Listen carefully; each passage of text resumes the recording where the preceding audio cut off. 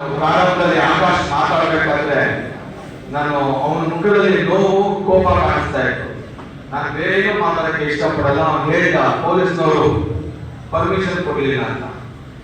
Permission ಕೊಡದೇ ಇರೋದಕ್ಕೆ ಅವನು ಯಾವನು? ಫಂಡಮೆಂಟಲ್ ರೈಟ್ಸ್ ನಾವು ಸಭೆ ಸಮಾರಂಭ ಮಾಡೋದು ನಮ್ಮ ಫಂಡಮೆಂಟಲ್ ರೈಟ್ಸ್, ಮೂಲಭೂತ ಹಕ್ಕು. ಕೊಡದೇ ಇರೋದಕ್ಕೆ ಅವನು ಯಾವನು? ಯಾವನಾಗಿದ್ರು ಸರಿ ಅಧಿಕಾರಿ. ನಾವು ಈ ಅಕಾಡೆಮಿಯಲ್ಲಿ ಮೇಬಿ ಜಾಸ್ತಿ ಯುವಕರಿದ್ದಾರೆ, ಆದ್ರೆ ಒಂದನ್ನ ತಿಳ್ಕೋಬೇಕು. ಈ ಸಂದರ್ಭದಲ್ಲಿ ಹೇಳ್ತೀನಿ, ಇಲ್ಲಿ ಕೆಲವೊಬ್ರು ಮಾಧ್ಯಮದಿದ್ದಾರೆ, ಅವ್ರ ಮುಖಾಂತರ ನಾವು ತಿಳಿಸ್ತೇನೆ. ಸಂಘಟನೆಗೆ, ಕನ್ನಡ ಪರ ಹೋರಾಟಗಳಿಗೆ ತೊಂದರೆ ಕೊಟ್ರೆ ನಿನ್ನ ಬಟ್ಟೆ ಬಿಚ್ಚಿಸ್ಬಿಡ್ತೀವಿ. ಹುಷಾರಾಗಿರ್ಬೇಕು.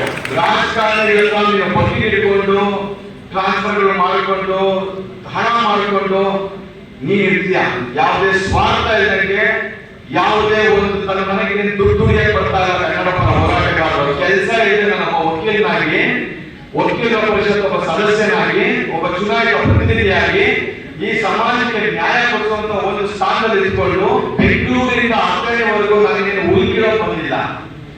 ಕನ್ನಡ ಪರ ಸಂಘಟನೆಗಳು ಅಂದ್ರೆ ತಾತ್ಸಾರ ಮಾಡಬಾರದು.